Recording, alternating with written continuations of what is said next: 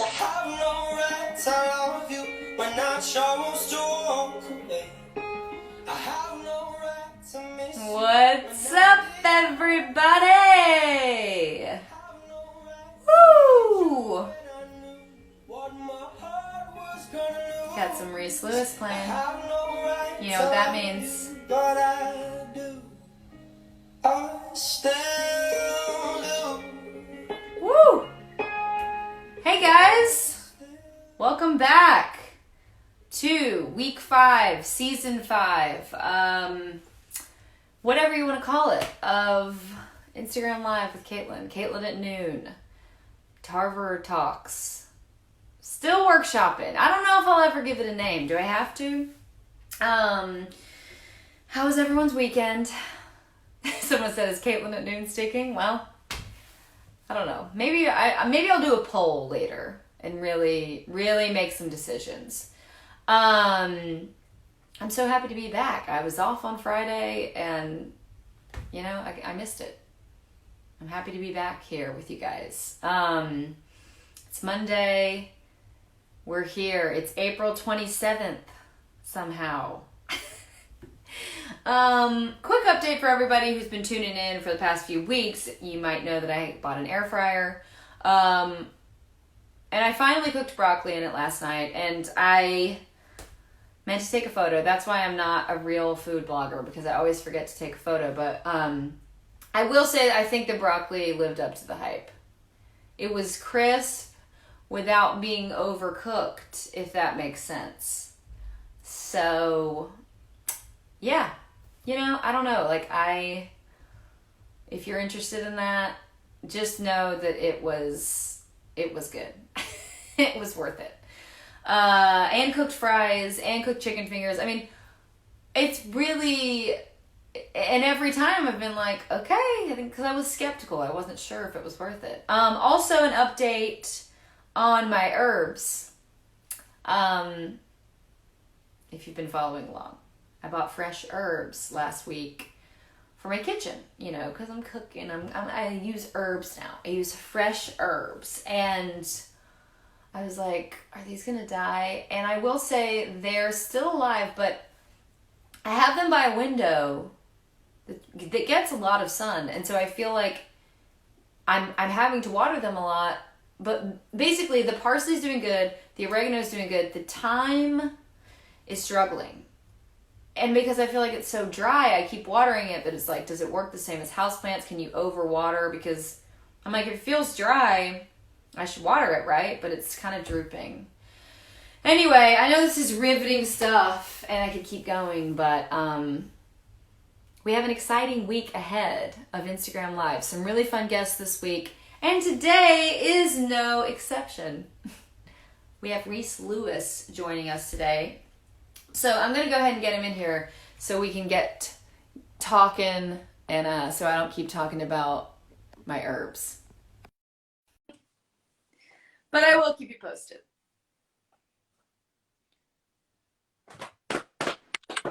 Oh, we're in. Hello! We're in. How you doing? Good. How are you?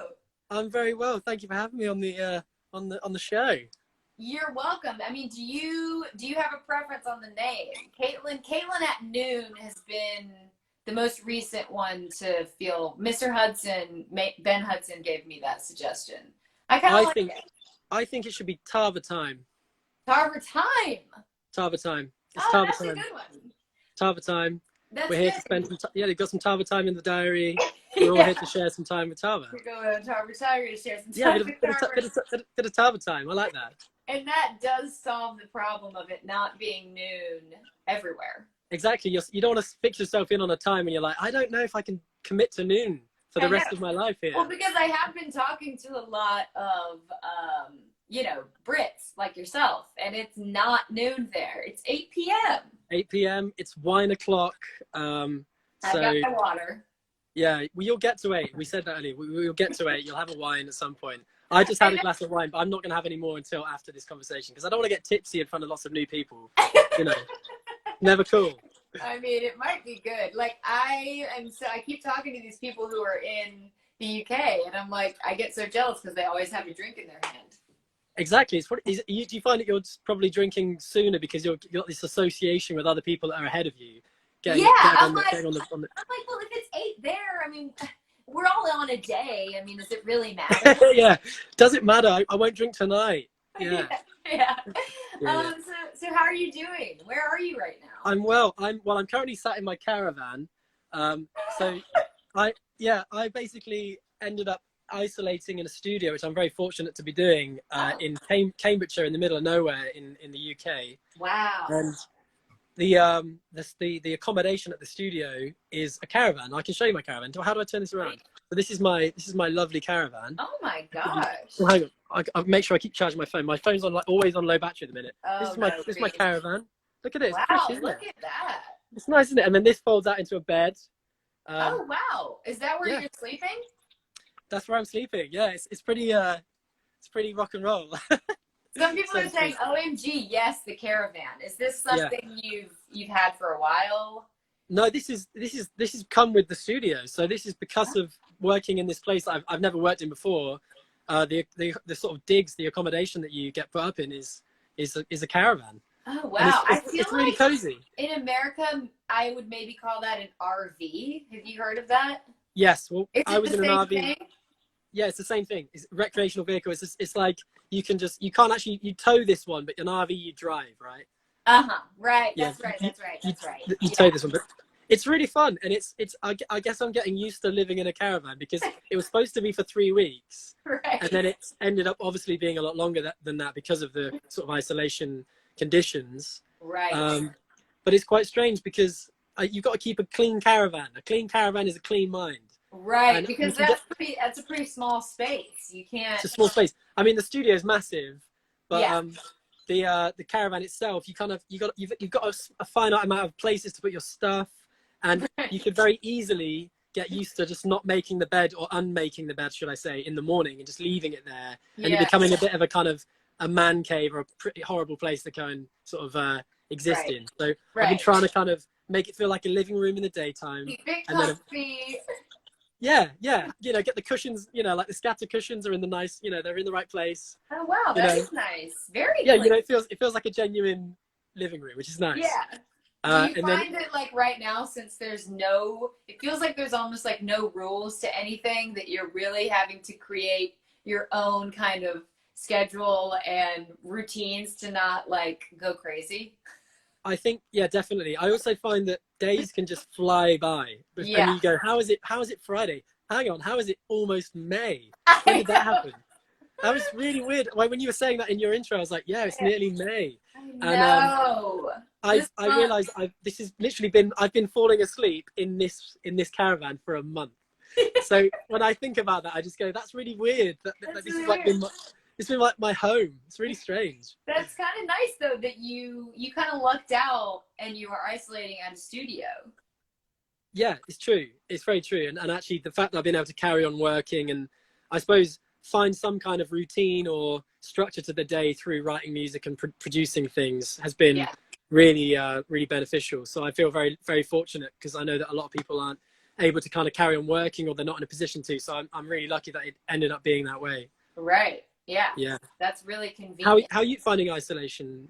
I'm finding it okay. I mean, I've been doing these a lot, which have helped with kind of my idea of what a day is. I'm like, okay, I know. Okay, I'll have my live at noon, hopefully, and then maybe I'll try to do a workout. And then all of a sudden it's like 3 or 4, and then I'm like, okay, well, I got through the day. Yeah. Do you find, because I've been doing this thing, like normally if you're in, normal work mode and you're going out to a studio, you're going to work. Yeah. You'll kind of get up, you'll have a shower, you'll have some breakfast and you'll get out the door. Yeah. Whereas because you're not leaving, I find that breakfast takes 2 hours. Yeah, exactly. And then suddenly you go, well, it's 12, it's nearly lunch, so I should probably think about that now. Yeah, it's really bizarre. Quite an event right now. It's like, I'm going to throw on a few more sides. I'm going to cook some pancakes. I'm going to really take my time because why not? Yeah, why not? Because I've got nothing to do. Yeah. And so then I'm wondering how I'm going to go back to breakfast being like a short snack at the start of the day. I know. It's really weird. Tough. At this point, it's going to be tough to get back to like normal kind of life. It really will be. I think a lot of people, that's gonna be another part to this whole thing where it's like, re-entering society, which I think will be really strange, I know. I but think it really will. exciting as well. Really exciting as well. Yes. No, I'm looking forward to it for sure. Yeah. But so if people watching aren't familiar with you or your music or kind of what your deal is, I wonder if you could give a little intro, give a little backstory to who Reese To Lewis is. to Reese Lewis. Yeah. Well, firstly, hello everyone. My name's Reese Lewis. Good job. To Good start job. with the name, and I'm a songwriter based in London, and I've been kind of putting out music for the last 4 years or so, and I guess I feel like I've gone on a bit of a journey, but I haven't even put my first album out yet. But I've released quite a lot. I've released quite a lot of music, and I think I've tried out a lot of different styles within my remit of singer-songwriter, and I kind of got into music wanting to be a songwriter for other people, and then through writing songs, ended up kind of falling into singing them myself. And it's been about 10 years of being in London, kind of figuring out what I wanted to do, and musically getting, studying and trying to get better and more confident as a singer and a writer. And then I ended up working with Decca Records on what's going to be my first album. So that's quite exciting. So yeah, I've spent the past 3 or 4 years working with them, writing a debut album. And weirdly, I've written a debut album that didn't get released, and then I kind of canned it and wrote another one. But I was really proud of the album the original debut that I wrote, and then it never came out just because of a few different things, which I won't go into at the minute. But I ended up recording another album, and that's now going to be the one that comes out in July, in a few months' time. So yeah, it's kind of weird because I'm actually here now writing a second album, so it's quite weird working on new music that's going to be what hopefully will be my second album, having not even released the first one. But yeah, I don't know if that's much of an intro, and I guess it's kind of I'm a sort of singer-songwriter bracket. Yeah, no, that was perfect. I think that was actually really good. It wasn't too long. You hit all the important bits. You don't want to bore people. Yeah, you don't want to bore people. You don't want to bore people, you know. Right. Well, I mean, I'm interested because I'm always interested to know like how people discovered like, oh, music is something I want to pursue. I feel like I'm good at it. I feel like this song I wrote is maybe decent. Like, because it's such a like your friends maybe tell you you're good, or people who love you, and you're like, okay, but you have to tell me that. Like, was there a moment where you were like, because I think you grew up playing guitar. You started playing guitar pretty early, right? Yeah, so I got into music. My parents were quite encouraging of just learning an instrument. So I got into music kind of, how do I do that? Sorry. Oh, there we go. Stop sharing. Oh, no, there we go. Sorry, my screen just went dark. I don't know what's going on. I know, it did get dark. I don't know. Oh, it's maybe coming back a bit. I don't know. Anyway, sorry if I'm in the dark. You're fine. I learned clarinet, which is when I was in school, I basically learned the clarinet, and then it got to the point where I liked clarinet, but I didn't love it. I wasn't kind of involved in like the passion for clarinet. Right. And I think I liked music, but then I got into playing guitar, and after that I was just hooked with wanting to play music, because it was a kind of like a really good combination of like puzzle and creativity at the same time, because especially when you're learning music, it's got this really nice combination of a few different skills that when you're young and kind of getting into it, I think it's really good for your brain. And it certainly made me really enjoy kind of sitting there the whole day and just practicing guitar or learning a song or whatever it was. And I just grew up playing in bands as a guitarist, and I didn't really think of myself as a singer or an artist. I never really had sort of that kind of aspiration until a bit later on. And so I guess that's when I fell in love with music, was when I first got into guitar, because it was an instrument that suddenly I felt like I could express myself with and learn all of the kind of riffs that my favorite bands were playing at the time. And kind of you get hooked on something like that. And then after learning guitar to a point where I felt competent, I started maybe kind of getting more into the songwriting side of things with the bands I was playing in. But you didn't really think of it as songwriting at the time. You just thought it was just, like playing music with your friends. So right. Yeah. What about you? How did you get into music? Oh man, I mean, kind of a meandering journey, but like I always loved singing as a kid, and would just like always be putting shows on for my parents or grandparents, whoever would watch. And I would sing in like, I'm from a small town in the South in Georgia. So I would sing in like church and little festivals and talent shows and stuff like that. And I was like, oh, I think I can sing, but it was like, my mom was like, yeah, you're really good. And you're just like, okay, but like, do other people think I'm good who Yeah, didn't work? okay. Yeah, they aren't So I got obliged like to enough, stay. yeah, I Yeah. got like enough solos, to be like, okay, it's not just my mom. And then I ended up doing this like American Idol for kids when I was 13. There you go. Is a whole other thing. It was really fun, but that sort of got me into the world of like entertainment, and I want to be a singer. And then after that, I sort of picked up on like, oh, this is what songwriting is. This is what like being an artist, which is kind of interesting to like. I kind of came in and was like thrust on like a TV show and was meeting all these like big people in the music industry, and then had to figure out my way in kind of after that.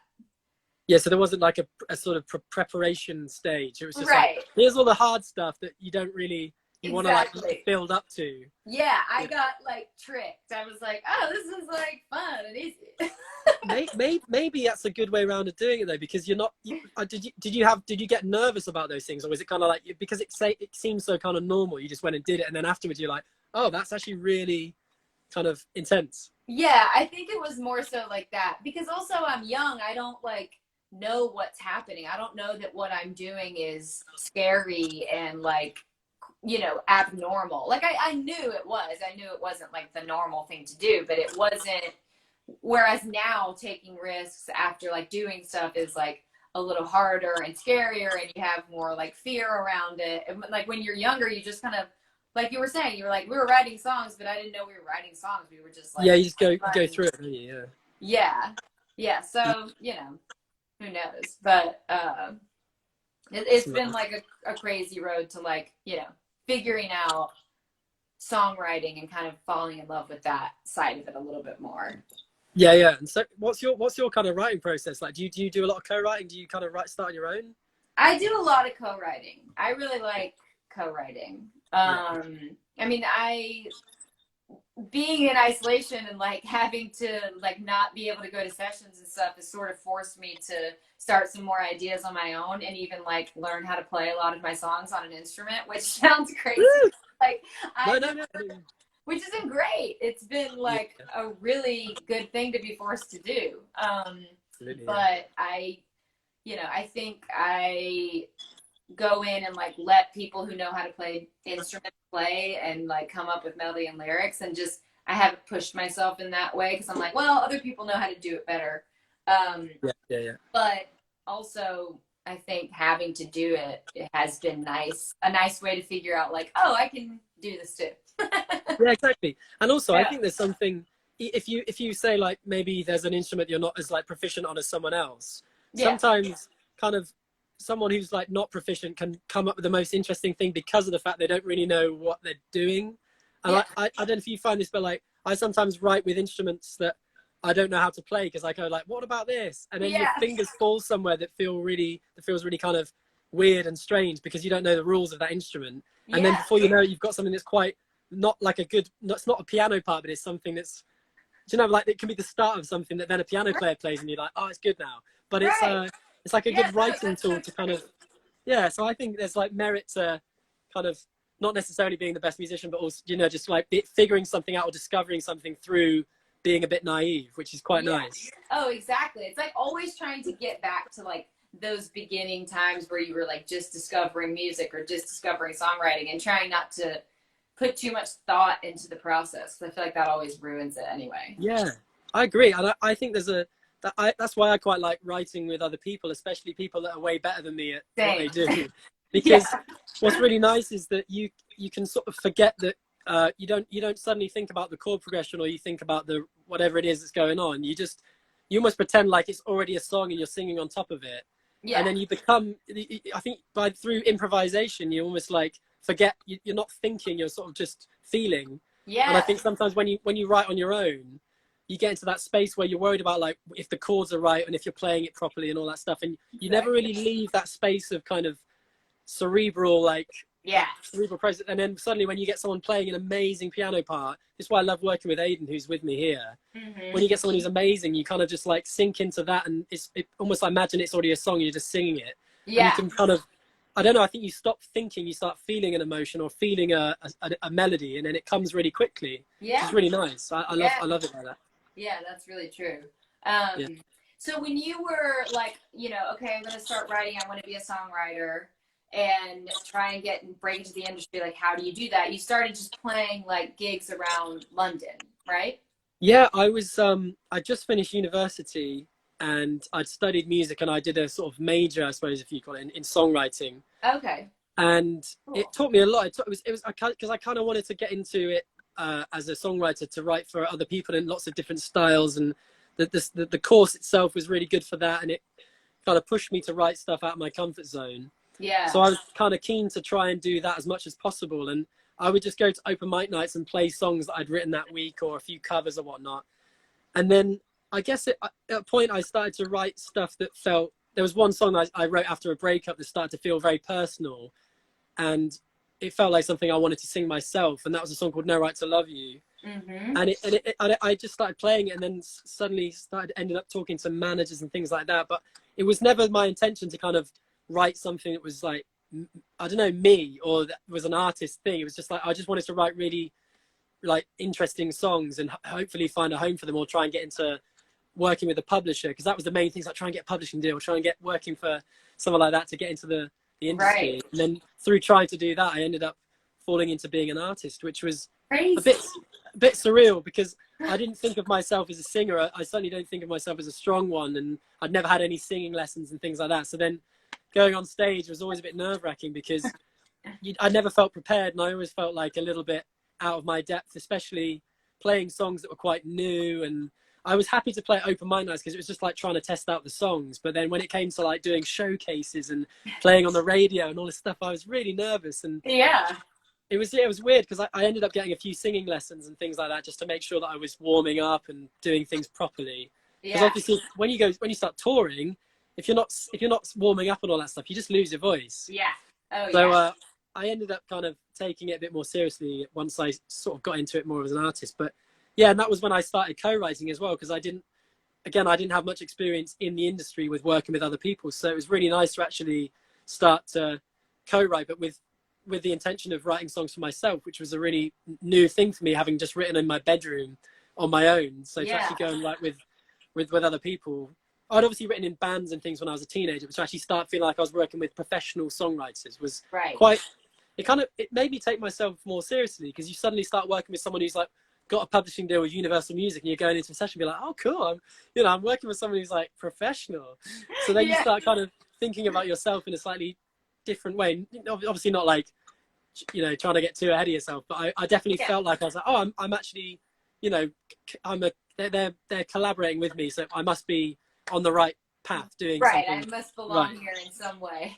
Yeah, it gave me a bit of a confidence boost to take myself as an artist and a writer a bit more seriously. So that was a nice kind of, it was a nice kind of moment to kind of get into it. And from then on, I just really enjoyed collaborating. Really, the more you find someone that you really enjoy working with, the more you want to hold on to them, because it's a rare thing when you find someone you really click with. So yeah. So you have a degree in songwriting?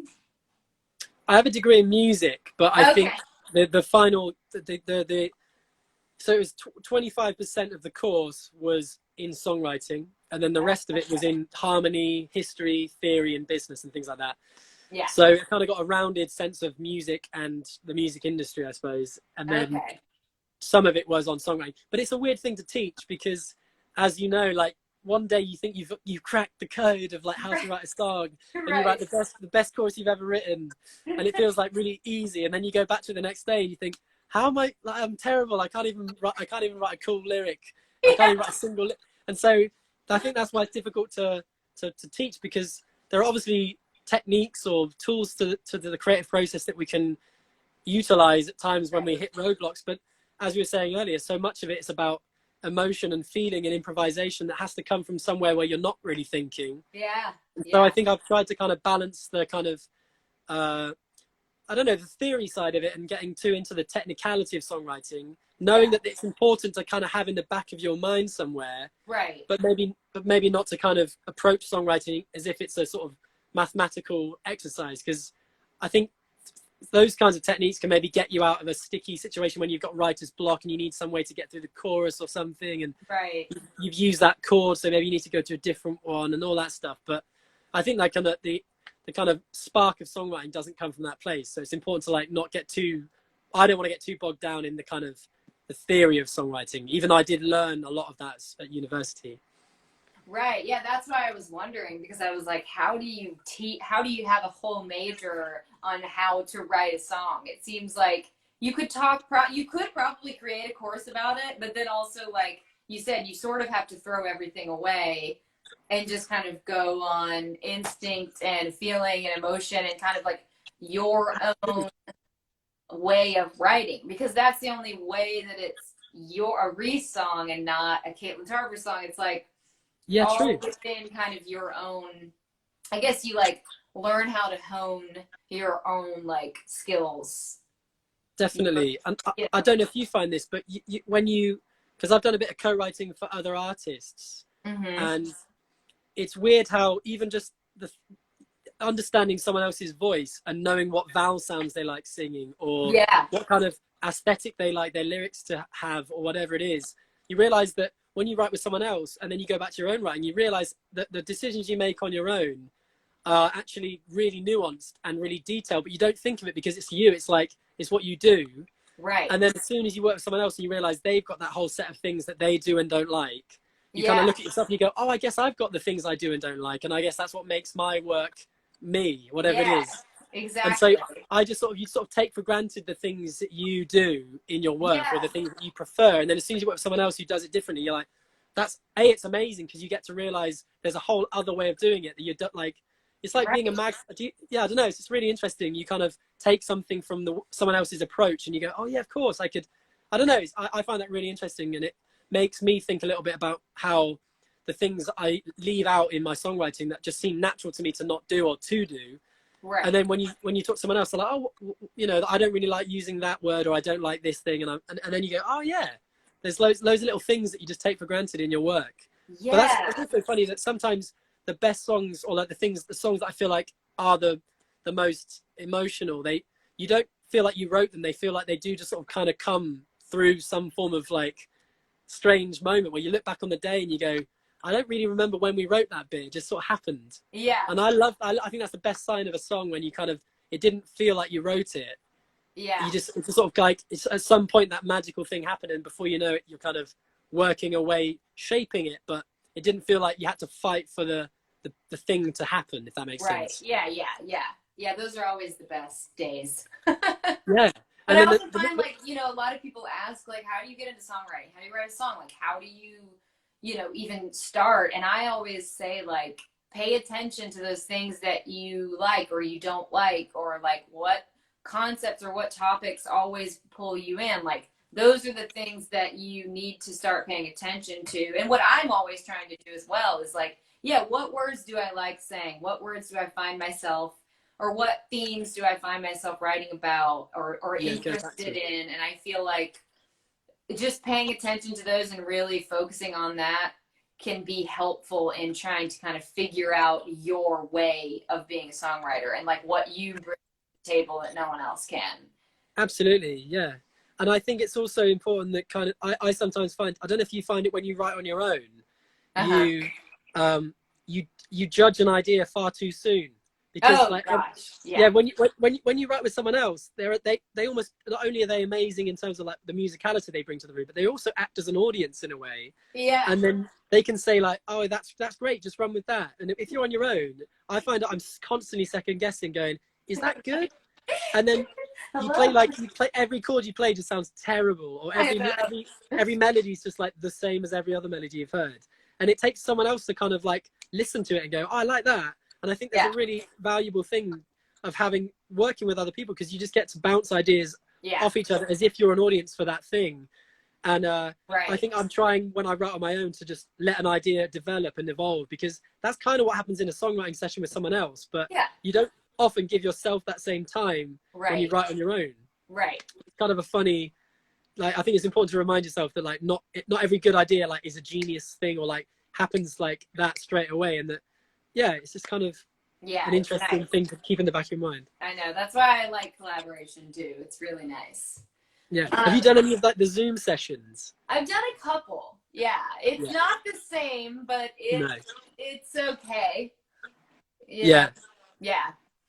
My Wi-Fi is too bad for it here. Yeah. I'm glad this conversation hasn't been cut out, because I know. I was honestly kind of surprised that your picture's pretty clear. I mean, at least for me. I don't know about everyone else watching, but it's looking pretty good so far. Right. So good. Good. So you finished your debut album, and I read that you recorded it on a tape machine, like, or something like that. Like, you only had a certain amount of, I mean, this can get technical really fast, so I don't want to be like, you know, channels and only like, but something that was interesting. Or can you talk a little bit about like why you did that and what that process was like? Yeah. Working on your album that's going to come out in July. Okay. Absolutely. Yeah. So it's coming out, July 10th. I started working with Aidan, who's become a really great friend and a really important collaborator in my music. Yeah. And we first wrote a song together at his studio, and that was the first time I actually went down to the place, which is in London. And it's a kind of analog studio, so it's got a tape machine and an old desk from the 70s and lots of analog keyboards and synthesizers. And it's basically like a musician's like paradise. It's a little sort of haven in London. It's just such an amazing place to work. And quite quickly we started working often down there. And then Aidan invited me to be a part of the studio and basically share the rent and start producing stuff down there. And so then I got into the kind of tape machine way of doing things, because he'd been an advocate for that process for most of his production sort of life, I suppose. He'd been recording music for the last 3 or 4 years like that. And the thing that he's kind of impressed upon me as a process is that tape is it has such great limitations in the fact that, as you were saying, you get 24 channels of different inputs, basically. So that equates to microphones or inputs. So not to get too technical, but if you imagine when you mic up a drum kit, you might put 5 microphones around a drum kit. That amounts to 5 channels on the tape. So you've used up 5 slots of tape. And then you might record a piano and it's got 4 microphones. And so already you've used up 9 channels, recording 2 instruments. And maybe your track, you want to put like 8 or 9 or 10 or whatever it is. So quite quickly you start to limit yourself, and say you want to do loads of BVs. You might stack up. And so what's great initially is that you really get to think about the song in a different way. Not only you're not looking at a computer, because there's no screen involved in a tape machine, it's just all on the tape. So you spend the day really listening and visualizing music in a different way. You're also thinking about each part and each each journey of the music and each journey of the part, and how it kind of can be the most effective within the arrangement. And so those limitations force you to be more musical and consider the kind of the part that you're putting down, and then you're forced to kind of play a really good take of it, because it's much harder to go and drop in for a chorus or loop that or edit that or quantize it or auto-tune it. In every respect, I think the tape process and working with a tape machine is one that forces you to be more musical, more considerate of what you're doing. And not to say you can't have that mentality when you're working with a computer. Of course you can. You could pretend that that's the tape machine. Everything you record, you just leave and you don't touch. But obviously there ends up being that real, like that kind of temptation to just fix it, and you go, oh well, we can just tweak it. And so I also want to say that there were moments of the album making process that we did end up putting things into the computer and carrying on working, but the majority of the process was started on the tape machine for each song. And so it felt like at some point we did push things. Obviously you have to get into the computer at some point to kind of mix, but there were points where we took it as far as we could with tape, and then we were like, well, we do want to put extra BVs on it, but by having that bedrock of time where we really worked the song and the arrangement in that space with that kind of format, it felt like we we enjoyed the process a lot more. We found it a lot more rewarding and challenging. And Yeah. I think it's something that I've thought a lot about recently. Having, you know, there are lots of anxieties that come with recording music and releasing music, and you get this weird balance of trying to like make something that's, you know, authentic, but also something that's relevant, and how far do you go with that, and how many streams does it get a month, and you know, you can get swept away in a lot of the kind of industry bullshit, for want of a better word. Yeah. And I think when I think about what I really want to achieve in music, I want to enjoy each day I make music, and I want to enjoy the process and improve as a musician, and find it, you know, inspiring and exciting and challenging. So to be able to find a process that allows me to do all those things every day is actually the most rewarding thing in the world, because no matter what happens to your music, you don't really have any control over that. The one thing I have control over is how I spend most of my days and my year. And I think for me, like working with tape and doing it in that way has been really exciting and inspiring. So, and I think I have learned and improved as a musician and a producer. So that's been, if nothing else comes of the music, I think I've gained value in that respect. So I feel like really enriched by it all, which is a lovely thing, actually. Yeah. Yeah. I love so much of what you said. I mean, I do like kind of by doing it that way, you do have to be super intentional with like what you're adding to the song. It's like, okay, do we really want to take up our limited amount of channels for this background or for this instrument or whatever? And I feel like that's, you know, a really cool like limitation to put on yourself, because otherwise you can try anything. And I like that freedom, but there's something cool about putting some limitations on yourself and really being intentional with like what you're adding to the song, and wanting it, you know, putting that much more thought into like what you want the song to be. Yeah, actually, it's kind of I found it because the limitations are narrower, even though it's infinite within it, because you can do so much within that kind of those parameters. But I sometimes find with when you've got everything at your disposal, you've got all of the plugins, all of the kind of keyboards and everything, and all the channels you want. Sometimes you can get into a habit of just like throwing everything at it, and I think you can easily lose what the sentiment of the song is. Or I definitely am one of those people that I can lose sight of what I was trying to make, because I put so many things, so many ideas to the kind of arrangement that before I know it, I don't really know what I'm making anymore. Right. There's something quite nice about committing to saying, right, that's gone down, that's in, and it feels right, so I'm just going to run with it, as opposed to keeping options open and like throwing everything at it until you don't really know where it is anymore. And that's just personally me. I'm sure there's lots of people that find it, that they don't do that when they're working with a computer, but I certainly do find that it's like so tempting to just throw loads of things at it. Yeah, so it's kind of weirdly like less stressful for me to go like, oh, okay, I've only got that much time, like I've got less to worry about in a weird way. Yeah, I really relate to that. I can just like have I think I heard it somewhere, like well, not analysis paralysis, but a similar thing of just like so many options. I have no idea where to start, and I feel like taking some of those away is always helpful. Yeah. Do you find when you're producing stuff that, especially when the song really means a lot to you, I mean, most songs that you produce end up meaning a lot to you, but the ones that are kind of, because have you ever kind of produced a song like loads of times because you kind of think, I don't know how many, I don't know. Uh-oh. I hope we didn't lose him. I feel like I jinxed the Wi-Fi. Hello? Sorry, yeah, Are we you back? cut out there for a second. I think you're back. Oh, sorry about that.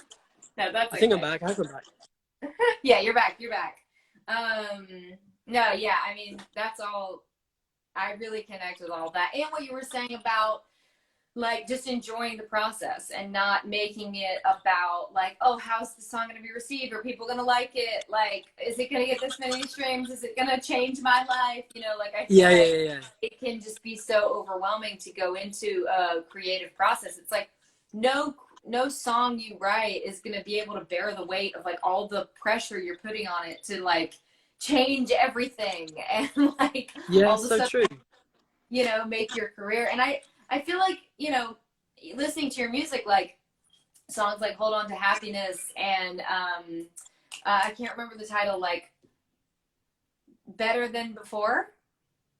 Oh, Better Than Today. Better Today. Like, just like those themes of kind of like enjoying where you're at, enjoying life, enjoying the process, and like, do you, I mean, I really connected with those songs and like just explore, I mean, I explore a lot of those themes in my own music because I feel like that's such a hard thing to kind of get through as an artist, because there is so much pressure and like the ability, there's so many people to like look at and compare yourself to and see how well they're doing and like want to be there. And I think, yeah, I think reminding yourself and even like trying to write about that in your music and kind of share that allows people to, I don't know, connect with that in a way, because I feel like everyone goes through that, whether or not it's music or something else. It's like, Yeah, I trying agree. to just be present and enjoy where you're at is so hard.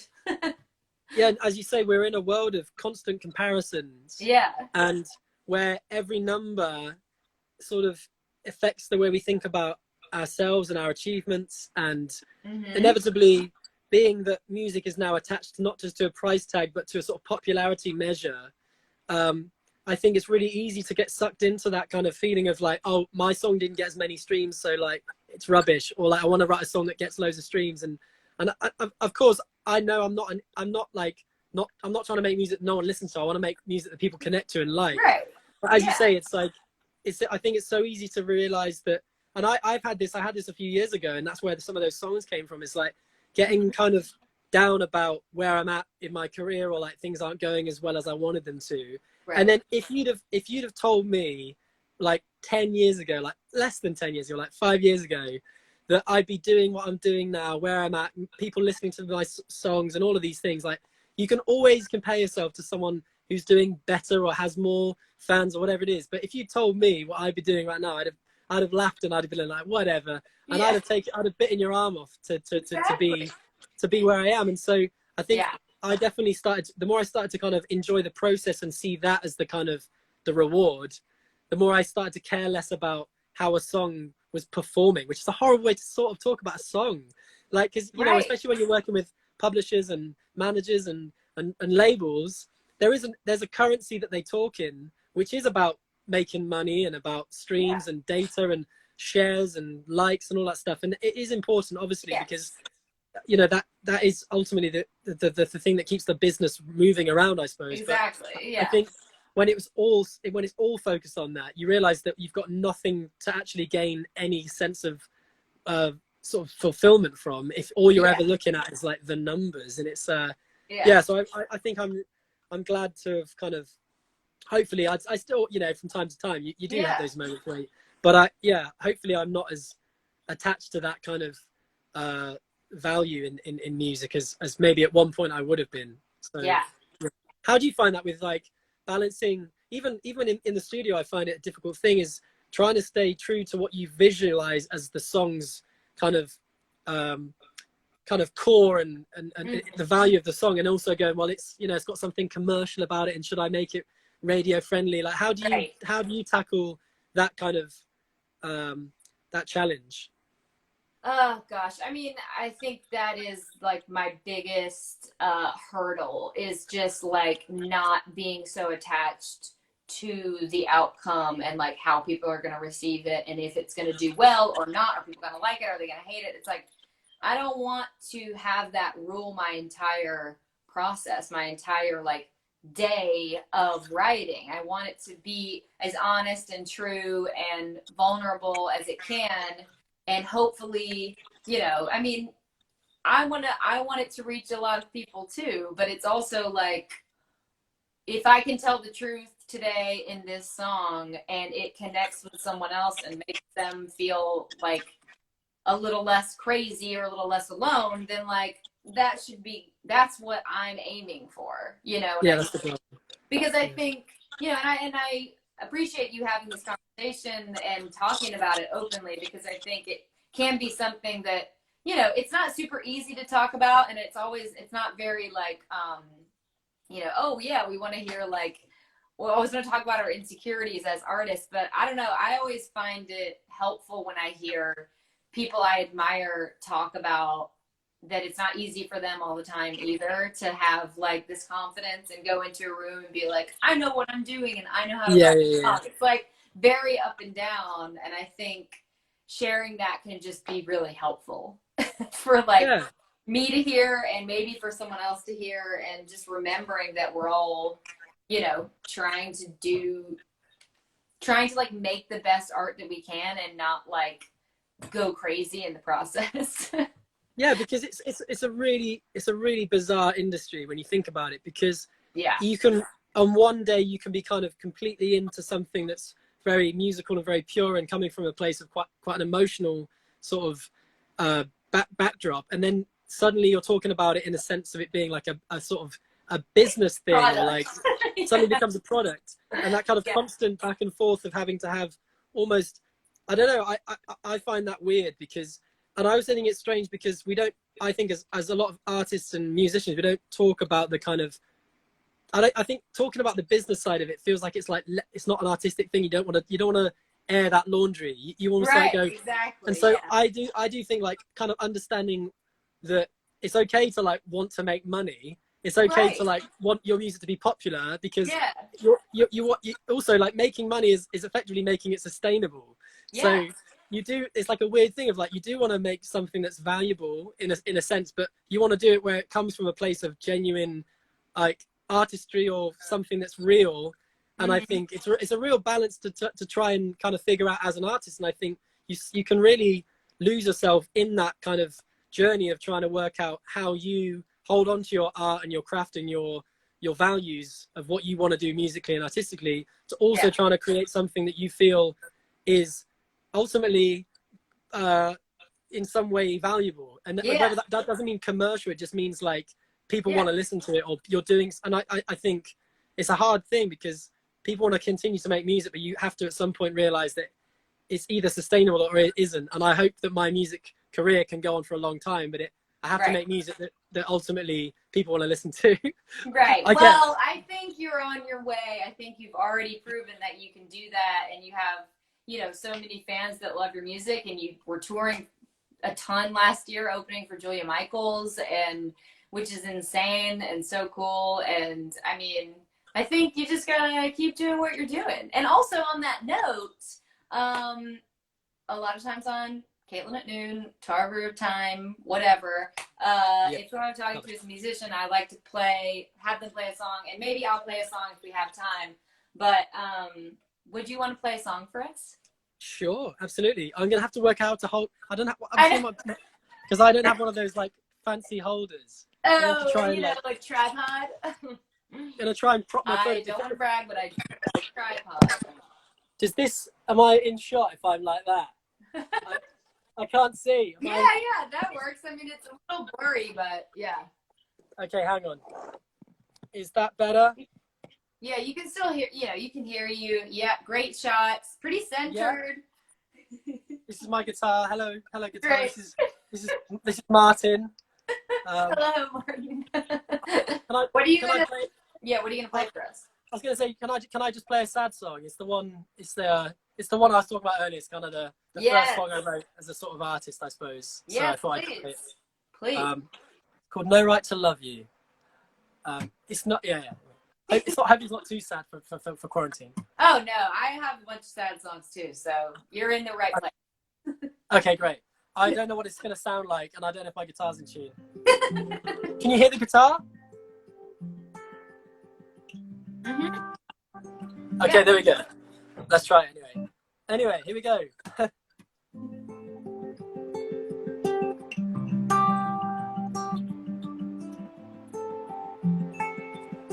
There's a train going by. Perfect. So English. It actually wakes me up every single morning. There's a train line about 20 meters outside the caravan. Anyway. Day breaks and when I turn, you're not on my pillow. My head shakes and then the penny drops. Still your t-shirt on my chair, penciled hearts on paper. I try not to think, but I can't stop. And doubt sets in like a storm. I could feel it coming, and words echo out.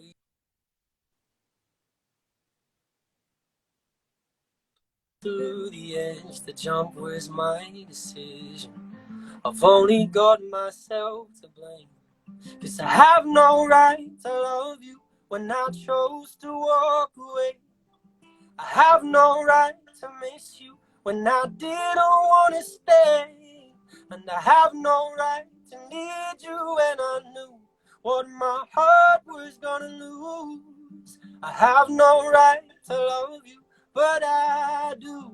I still do. Yeah, I still do.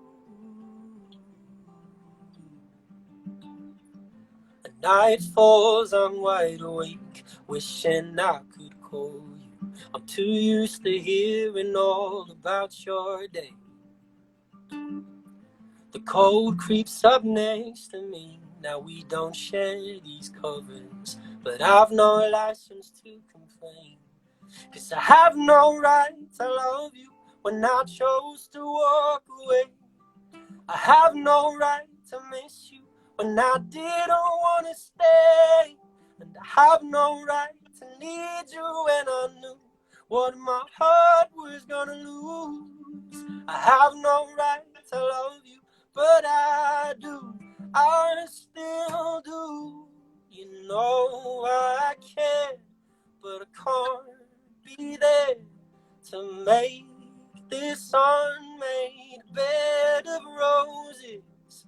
And you deserve to be put first. I had to let you go. I have no right to love you when I chose to walk away. Have no right to miss you when I didn't want to stay. And I have no right to need you when I knew what my heart was gonna lose. To ask if you're okay when I left you so confused. I have no right to love you. I have no right at all. I have no right to love you, but I still do. I still do. Oh, I still do. Yeah, I still do. Yeah. There we go. I love that so much. That lyric, I have no right to love you, but I still do. Pretty devastating. Oh, thank you. Ugh. There we go. So it's funny good. playing on the live. Are you getting used to playing sort of Instagram live shows? Am I? Yeah. Yeah, I've been doing them like every day. Yeah, no, is it still weird? Like when you finish, it's like there's no like. It helps to have, at least one other person there, like. Okay, you gotta play a song. Okay, I'll play a song while we. Okay, so I'm gonna attempt this on the piano. I haven't played this one yet on these lives. This is an older song of mine. I mean, not very old, but this is from my EP. I think this is on my EP Kool-Aid. It's called Never Fade. Oh, wow. It's another. Well, it's sad, but it's kind of sweet too, I guess. All right, I'm gonna attempt it on the piano. So let's see how this goes. Whew, okay.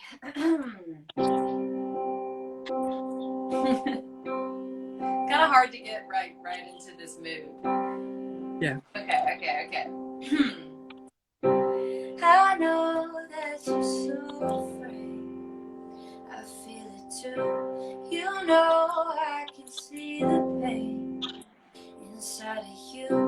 I know I'm not going anywhere. When the silence hits the air, you know it too. I know you never asked for this.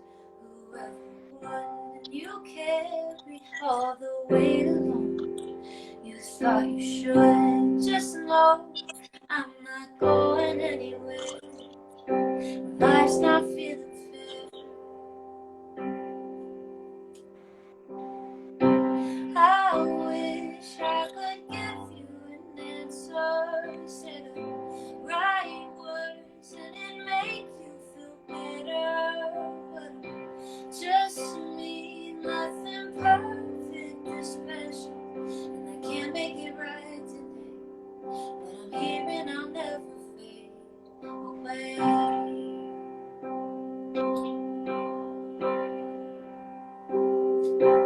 I know back then you played a part for all of them, and you know when you're with me you don't have to play pretend. I know you can speak your mind and I get scared when the silence is the end, you know it too. I wish I could give you an answer, say the right words and it make you feel better, but I'm just me, nothing perfect or special, and I can't make it right today, but I'm here and I'll never fade away.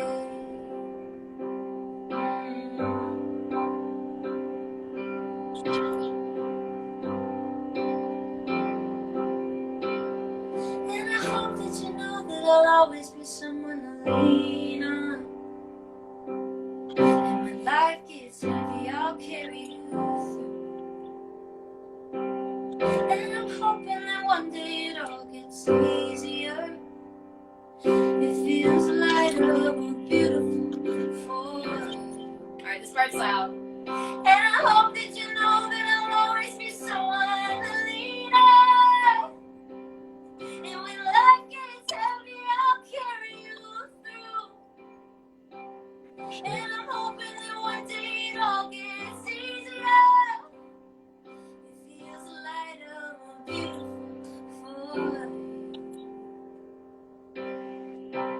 I wish I could give you an answer, say the right words and it make you feel better, but I'm just me, nothing perfect or special, and I can't make it right today, but I'm here and I'll never fade away.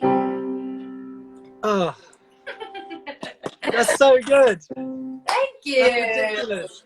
I'm gonna clap. I can't clap because I'm holding my phone, but I'm gonna clap on things. Woo! That was beautiful. Thanks so much. Nothing perfectly special. That's ridiculous. That's Yeah. that's like lyrics I wish I'd written. Page 1. Really?